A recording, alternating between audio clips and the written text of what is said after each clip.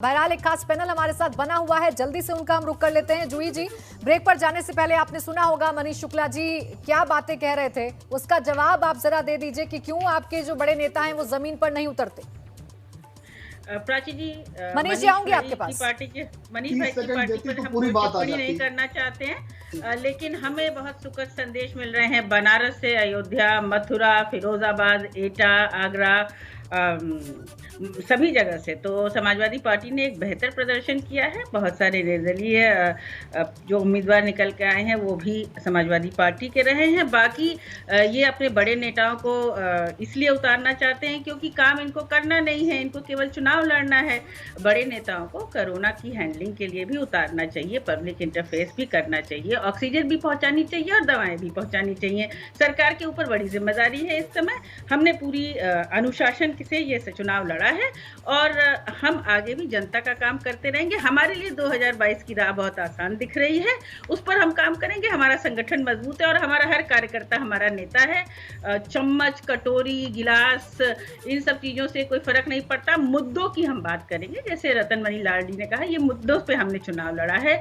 चाहे वो बेरोजगारी हो, चाहे मजदूरों का पलायन हो, चाहे आज के दिन में मेडिकल दुर्व्यवस्था हो, लोगों की ऑक्सीजन से मौत हो, किसानों की समस्याएं हो, अनाज किसान नहीं बेच पा रहे हैं, यही सब कठिनाइयां हैं और इसी पर हमने चुनाव लड़ा है और आशा है हम मुद्दों पर ही बने रहें। ठीक है, यानी जूही जी आप ये बात मान रही हैं कि आपने जो मुद्दे उठाए वो कहीं ना कहीं जनता के बीच में आप लोग पहुंचा पाए। मनीष जी अब इस बात का जवाब दीजिए। देखिए, इसी कॉन्फिडेंस का मैं जिक्र कर रही थी। इन पंचायत चुनावों के बाद जो कॉन्फिडेंस है समाजवादी पार्टी का वो बूस्ट अप हो गया है। देखिए, आपने 4-5 जिलों की चर्चा की। मैं जूही जी के गृह जिला जो बलिया है, वहां से राम गोविंद चौधरी जी का बेटा रंजीत चौधरी चुनाव हार गया है। वहां राम गोविंद चौधरी जी भी चुनाव में लगे हुए थे। राम गोविंद चौधरी शायद बड़े नेता होंगे समाजवादी पार्टी के। आप कह रही थी कि समाजवादी पार्टी का कोई नेता चुनाव में नहीं लगा हुआ है। मेरी बात अगर आप कंप्लीट करने दी होती प्राची जी, तो पूरा विषय आ गया होता। मेरा कहना है कि सभी लोग अपने अपने क्षेत्रों में लगे रहे। इस बार कोई स्टार प्रचारक जिला पंचायत के चुनाव में नहीं घोषित होता कि भारतीय जनता पार्टी के स्टार प्रचारक जा रहे थे और समाजवादी पार्टी के नहीं जा रहे थे। तो राम गोविंद चौधरी जी नेता विपक्ष है, उनका बेटा चुनाव हार गया और वो खुद चुनाव में लगे थे। तो मेरा बस स्पष्ट ही कहना है कि हम जिस दिन जिला पंचायत अध्यक्ष के चुनाव की घोषणा होगी और चुनाव के रिजल्ट आएंगे, उस दिन वास्तविक रिजल्ट सबके सामने आ जाएगा। हम फिर अभी भी इस बात को कहना चाहते हैं, इस बात पे कॉन्फिडेंट है कि 4 साल की हमारी सरकार के जो रिपोर्ट कार्ड थे उसके आधार पर गांव की सरकार भारतीय जनता पार्टी बनाने जा रही है। वो तो बात ठीक है, आपका रिपोर्ट कार्ड अगर इतना ही अच्छा था तो क्यों इस बार समाजवादी पार्टी पर भी उतना ही भरोसा जता रही है जनता जितना आप पर जता रही है? मनीष जी, सीधा सा सवाल है, सीधा सा जवाब दे दीजिए इस बात का। लोकतांत्रिक व्यवस्था में मैं समाचार चैनलों की जो रिपोर्ट्स है उसको मैं कभी भी न खारिज करता हूँ, उस पर सवाल खड़ा करता हूँ। लेकिन जो हमारी रिपोर्ट कह रही है, हम 918 जीत चुके हैं और मैं आपकी ये बात भी मान लेती हूँ मनीष जी। चलिए ठीक है, मैं आपके आंकड़े को मान लेती हूँ। मैंने मान लिया कि 918 पर आप जीत गए हैं, लेकिन फिर भी इस बात का तो जवाब दे दीजिए कि जब इतना अच्छा काम आप लोग कर रहे हैं तो क्यों उतना ही भरोसा जनता जता रही है समाजवादी पार्टी पर भी? क्यों समाजवादी पार्टी पूरी तरीके से आपको टक्कर दे रही है कई जगहों पर? नहीं, अब रिपोर्ट आने दीजिए। समाजवादी पार्टी कितने सीटों पर जीती है। अभी जूही जी ने इस बात को तस्दीक किया ना कि विभिन्न स्थानों पर उन्होंने चुनाव नहीं लड़ाए। मैं पिछली बार अभी आपके साथ डिबेट पे था, अभी थोड़ी देर पहले। तो एक मनीष जी अपनी पार्टी पे थोड़ा सा कंसंट्रेट करें। प्लीज मुझे कंप्लीट करने दीजिए। गांव का चुनाव है जी, आप करें। प्लीज, केवल एक ठीक कह रही है। मैं आपकी बात को नहीं कह रहा हूँ।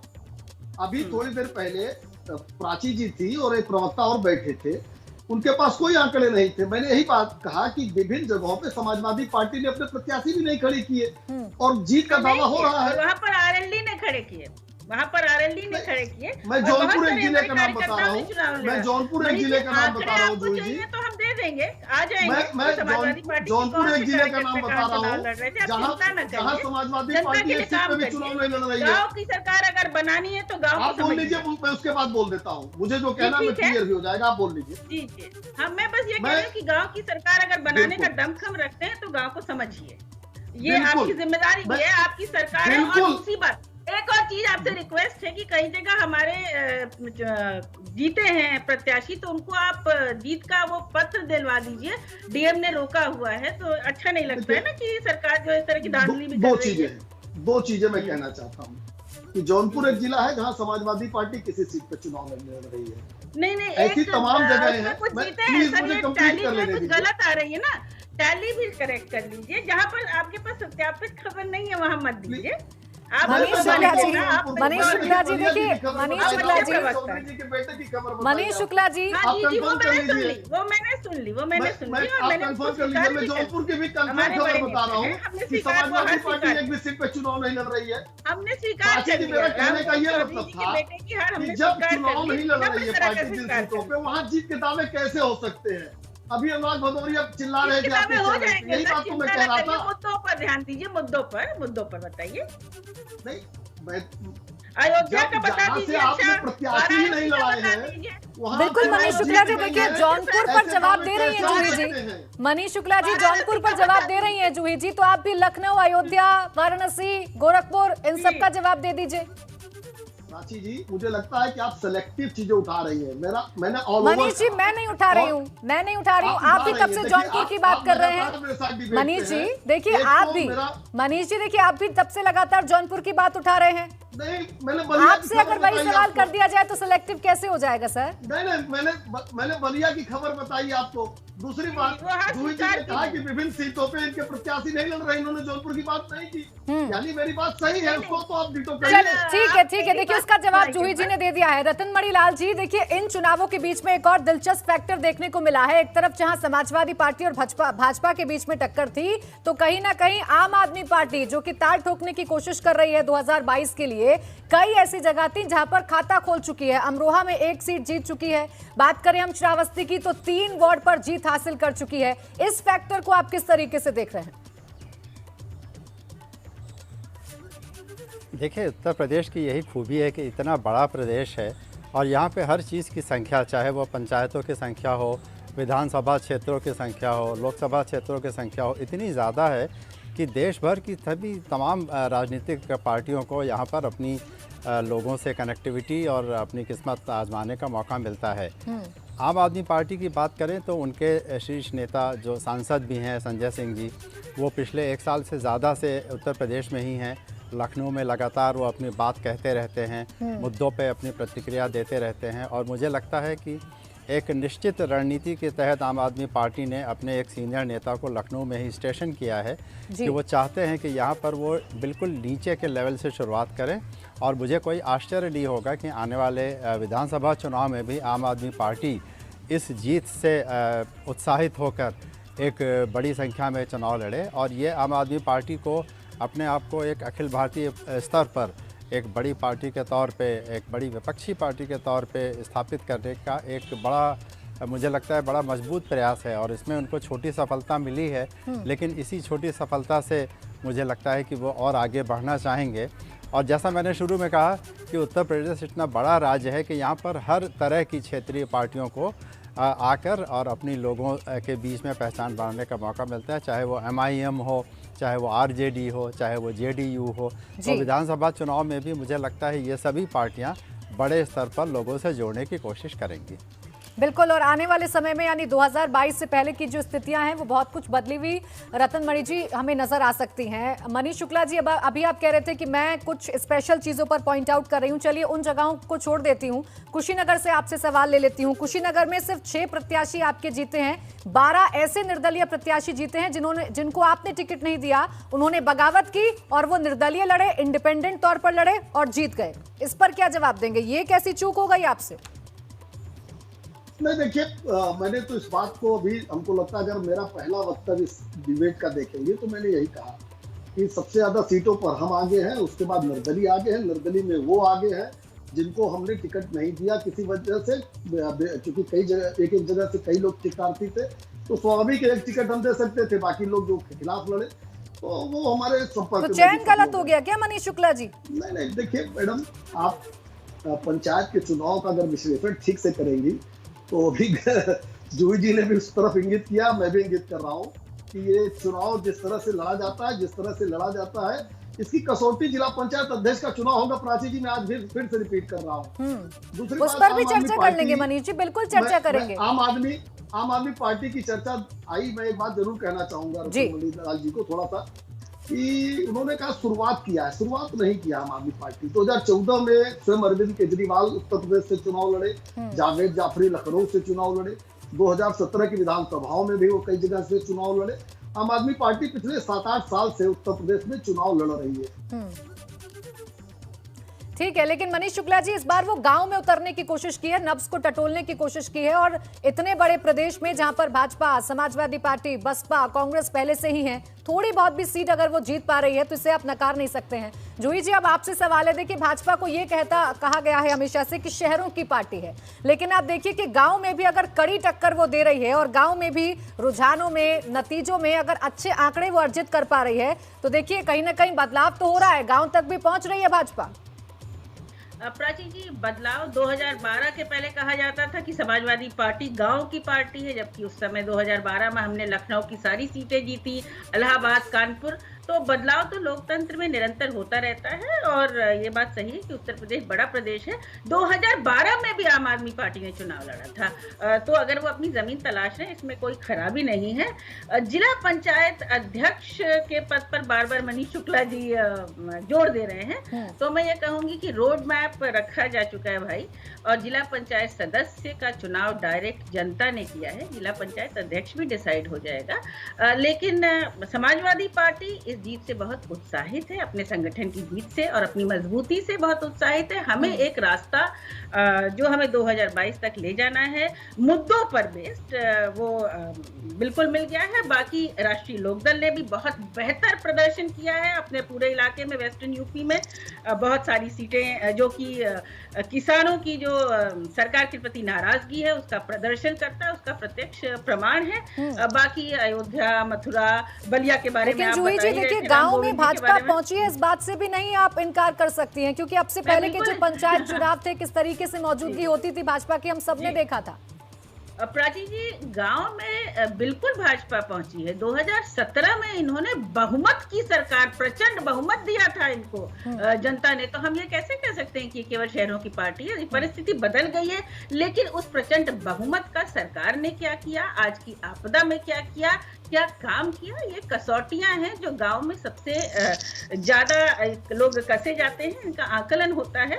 और हर बड़ा नेता छोटा नेता भी होता है, उसको जमीन पर उतरना भी पड़ता है। तो चलिए ठीक है, यानी 2022 को लेकर उत्साहित यहाँ पर जरूर समाजवादी पार्टी नजर आ रही है। रतन मणि जी, यहाँ पर जिक्र हुआ है आरएलडी का, आपसे मैं समझना चाहूंगी कि क्या ये किसान आंदोलन का असर है कि पश्चिमी उत्तर प्रदेश के कई ऐसे जिले हैं जहां पर आरएलडी ने अच्छा परफॉर्म किया है और अच्छे अच्छे कैंडिडेट्स को हरा दिया है।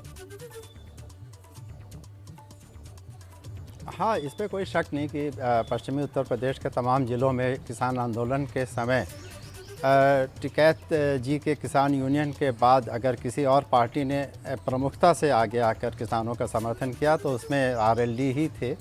और आरएलडी की ओर से हम लोगों ने देखा कि जयंत चौधरी काफ़ी सामने रहे, मंच साझा किया उन्होंने, और किसानों के साथ आवाज़ उठाकर उन्होंने बिल्कुल स्पष्ट कर दिया कि किसानों के इस मुद्दे पर वो उनके साथ हैं। तो मुझे लगता है कि जहाँ जहाँ इस तरह के किसान आंदोलन का असर हुआ है पश्चिमी उत्तर प्रदेश में, वहाँ पर चूँकि राष्ट्रीय किसान यूनियन की, भारतीय किसान यूनियन की तरफ से कोई इस तरह का डायरेक्ट इन्वॉल्वमेंट चुनाव में नहीं था, तो उसका लाभ आरएलडी ने उठाया है।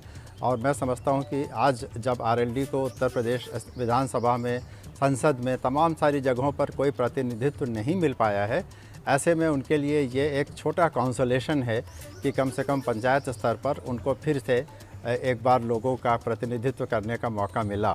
और इससे उत्साहित होकर हो सकता है कि आरएलडी अगले चुनाव में रतन मणि जी, तो 2022 के लिए आपको क्या स्थिति नजर आ रही है, किस तरीके के समीकरण नजर आ रहे हैं? क्योंकि कहा जा रहा था इन पंचायत चुनावों को कि ये लिटमस टेस्ट के तौर पर है और इसके जो परिणाम है बहुत हद तक रिफ्लेक्ट कर सकते हैं 2022 के चुनावों में।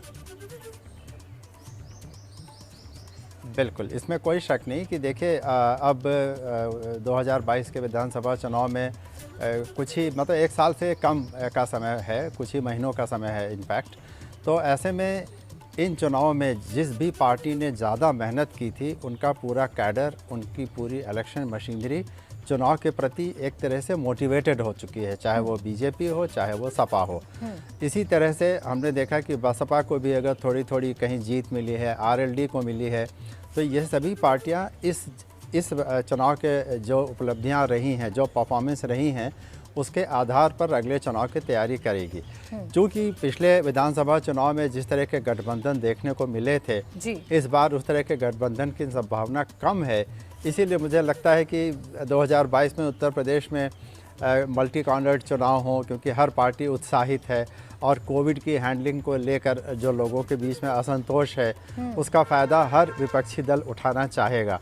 तो मुझे लगता है कि एक बात हम लोग काफ़ी स्पष्ट तौर पे समझ रहे हैं कि 2022 में जो चुनाव होंगे विधानसभा के, उसमें भाजपा को किसी एक पार्टी का नहीं बल्कि कई पार्टियों का सामना करना पड़ेगा, जिसमें समाजवादी पार्टी ऐसा लगता है कि प्रमुख पार्टी होगी, लेकिन उसके ठीक पीछे बसपा, आरएलडी, कहीं कहीं आम आदमी पार्टी भी आ सकती है। कांग्रेस पार्टी का अभी कह नहीं सकते, लेकिन वो भी कहीं ना कहीं लड़ाई में तो रहेगी ही। तो इस तरह से एक मल्टी कैंडिडेट कंटेस्ट हम देख सकते हैं, क्योंकि सभी पार्टियों को लग रहा है कि सरकार के प्रति असंतोष का फ़ायदा उठाने का यही टाइम है, और पंचायत चुनाव ने ये मौका तमाम सारे दलों को दिया, जिसका उन्होंने फ़ायदा भी उठाया। तो ये जो एक उत्साह है जीत का, ये मुझे लगता है आगे महीनों में चलता रहेगा। विजय तिलक लगातार ये बड़ी और खास coverage non stop ABP Ganga पर जारी है, जिसमें हम आपको बता रहे हैं पंचायत चुनाव के तमाम नतीजे। और अब देखिए रुझान जो है वो 350 सीटों के सामने आ चुके हैं। यानी ये समझा जाए कि शाम होते होते, रात होते होते ये जो रुझान है वो पूरी तरीके से नतीजों में तब्दील हो जाएंगे। और फिलहाल जो रुझान बता रहे हैं वो ये बता रहे हैं कि समाजवादी पार्टी और बीजेपी में कड़ी टक्कर है। बीजेपी 764 तो 762 पर समाजवादी पार्टी है। बसपा की अगर बात करें तो 369 पर बसपा के कैंडिडेट्स बढ़त बनाए हुए हैं। कांग्रेस 80 सीट पर बढ़त बनाई हुई है, जबकि जो अन्य और निर्दलीय प्रत्याशी हैं उनका अच्छा परफॉर्मेंस देखने को मिल रहा है। 1075 सीटों पर उन्होंने बढ़त बनाई हुई है। खास मेहमान मेरे साथ बने हुए हैं। मनीष जी, देखिए जो बात ब्रेक पर जाने से पहले रतनमणि लाल जी ने कही थी, वही बात मैं दोहराना चाहूंगी कि अब 2022 का चुनाव उतना आसान नहीं है आपके लिए जितना आसान लग रहा था, क्योंकि इन इलेक्शंस में इन नतीजों ने कहीं ना कहीं ये दिखा दिया कि जो विपक्ष जिसे मरा हुआ समझा जा रहा था वो जीवित है और अब एक बार फिर से उत्साहित हो चुका है। देखिए प्राची जी, रतनमणि लाल जी एक सीनियर विश्लेषक है, उनका अपना विश्लेषण है, उसका सम्मान है। लेकिन 2022 का जब चुनाव होगा तो जो 5 साल के हमारे काम है उस रिपोर्ट कार्ड के आधार पर होगा। कोरोना काल 2020 भी, 2021 भी, और हमको पूर्ण विश्वास है कि प्रभु की कृपा से आने वाले महीने, 1.5 महीने में जब ये काल बीत जाएगा तो जनता जरूर कसौटी पे कसेगी। और जिस तरह से एफर्ट उत्तर प्रदेश सरकार ने लिए है कोरोना के मुद्दे पर, जनता को ये समझ में आएगा कि जब महाराष्ट्र, छत्तीसगढ़, अन्य प्रदेशों से तुलना करेगी, राज्यों की जनसंख्या की तुलना करेगी, नए संक्रमितों की तुलना करेगी, तो निश्चित रूप से उसको ये समझ में आएगा कि उत्तर प्रदेश सरकार ने उनके लिए कोरोना काल में क्या किया है। 2020 में जिस तरह से काम किया, इसके अतिरिक्त गन्ना किसानों का जो भुगतान किया, गेहूं और धान की जो खरीद किया है, तमाम मोर्चों पर जो निवेश का माहौल बना है, उत्तर प्रदेश में अपराधियों के खिलाफ जो कार्रवाई की गई है, उसके आधार पर जनता अगर समग्रता से विचार करेगी तो उत्तर प्रदेश में भारतीय जनता पार्टी की सरकार 2022 में कंफर्टेबली बनेगी। लेकिन आप इस फैक्टर को नहीं झुठला सकते मनीष जी के जो किसान आंदोलन हुआ, जो किसानों की नाराजगी थी, पश्चिमी उत्तर प्रदेश में काफी असर पड़ा है और नुकसान भी आपको हुआ है। देखिए गाजियाबाद में आरएलडी ने अच्छा परफॉर्म किया है, मुजफ्फरनगर में किया है, मथुरा में किया है। आप इन तमाम जगहों को झुठला नहीं सकते और ये नहीं झुठला सकते कि 2022 में ये पूरे जोश के साथ लड़ने वाली है आरएलडी और समाजवादी पार्टी। देखिए, जहाँ तक किसान कानून का जो कृषि बिल का जो सवाल है, हम आज भी इस बात पे कायम है। कृषि बिल ने किसानों के पैरों में जो बेड़ियां थी उसको तोड़ा है, और पॉलिटिकल लोडेड लोगों के अलावा कृषि कानूनों पर कहीं चर्चा नहीं है उत्तर प्रदेश में। मैं भी जौनपुर जैसे छोटे से जिले में से आता हूँ, रतनमणि लाल जी से भी पूछे कि यहाँ किसानों में किसान बिल को लेके चर्चा तभी होती है जब हम आप पूछें या डिबेट करें। तो कृषि सुधार कानूनों से किसानों को लाभ हो रहा है। जो लेकिन मनीष शुक्ला जी देखिए उसका असर तो है। रतन मणि लाल जी, जिस तरीके से मनीष शुक्ला जी कह रहे हैं कि इतना कठिन नहीं होगा और पूर्ण बहुमत के साथ एक बार फिर से हम सरकार बनाएंगे, आपको लगता है कि राह अब उतनी ही आसान दिख रही है इन पंचायत चुनावों के बाद जितनी अभी 1 साल पहले दिख रही थी? देखिए, बीजेपी का कॉन्फिडेंस अपनी जगह सही हो सकता है, क्योंकि सरकार ने जिस तरह से पिछले साल कम से कम कोरोना को हैंडल किया था उसकी सारी जगह तारीफ हुई थी। लेकिन इस बार जो विभीषिका आई है उससे लोगों में जो एक रिएक्शन था वो काफ़ी नेगेटिव रिएक्शन रहा। लोगों को लगा कि सरकार बजाय उस तरफ ध्यान देने के चुनाव की तरफ ज़्यादा ध्यान दे रही है। और दूसरा ये कि जहाँ तक किसान कानूनों का सवाल है, उन कानूनों में ये बात सही है कि उत्तर प्रदेश के अधिकतर क्षेत्रों में ज़्यादा किसान आंदोलित नहीं थे। केवल दिल्ली के आसपास के क्षेत्र के जो किसान थे उन्होंने ही इस आंदोलन में बढ़ चढ़ के हिस्सा लिया। लेकिन इस बात से भी इनकार नहीं किया जा सकता कि अगर ये लोकलाइज्ड भी अगर इसका इम्पैक्ट था तो वो लोकलाइज्ड इम्पैक्ट में जो रिएक्शंस थे वो बीजेपी के खिलाफ ही गए हैं, चाहे वो 4 ही जिलों में क्यों ना हो, 4 या 5 जिलों में ही क्यों ना हो, लेकिन वहाँ पर एक माहौल बीजेपी के खिलाफ बना है।